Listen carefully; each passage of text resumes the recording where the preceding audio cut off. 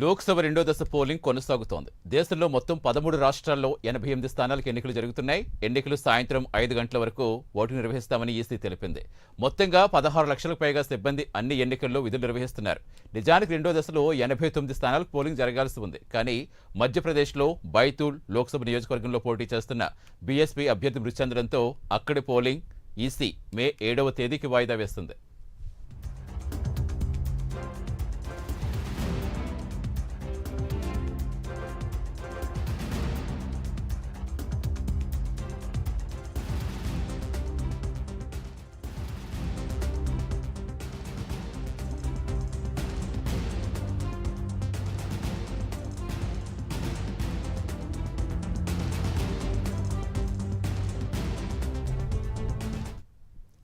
రెండో దశలో భాగంగా కేరళలో మొత్తం 20 స్థానాలకు పోలింగ్ జరుగుతోంది. ఇందులోనే కాంగ్రెస్ అగ్రనేత రాహుల్ గాంధీ పోటీ చేస్తున్న వైనాడ్ కూడా ఉంది.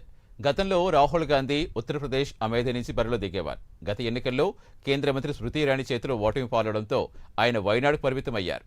2019 ఎన్నికల్లో 2 స్థానాల్లో పోటీ చేసిన ఆయన ఈసారి కేవలం ఒకే చోట పోటీ చేస్తున్నారు. ఇక కేరళ నుంచి సీనియర్ నేత శశి థరూర్ తిరువనంతపురంలో పోటీ పడుతున్నారు.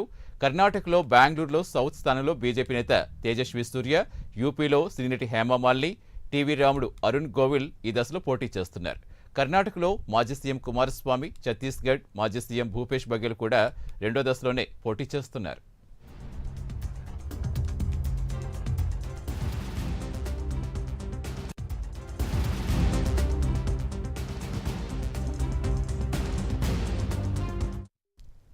ఈ దశలో కేరళలో 20 స్థానాలు, కర్ణాటకలో 14, రాజస్థాన్లో 13, మహారాష్ట్రలో 8, ఉత్తరప్రదేశ్లో 8, మధ్యప్రదేశ్లో 6, అస్సోం, బీహార్లలో 5 చొప్పున, ఛత్తీస్గఢ్, పశ్చిమ బెంగాల్లో 3 చొప్పున, మణిపూర్, త్రిపుర, జమ్మూ కాశ్మీర్లో ఒక్కో స్థానంలో ఎన్నికలు జరుగుతున్నాయి.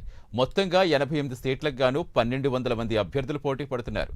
అన్ని నియోజకవర్గాల్లో కలిపి మొత్తంగా దాదాపు 16 కోట్ల మందికి పైగా ఓటర్లు నేతల భవితవ్యం తేల్చనున్నారు.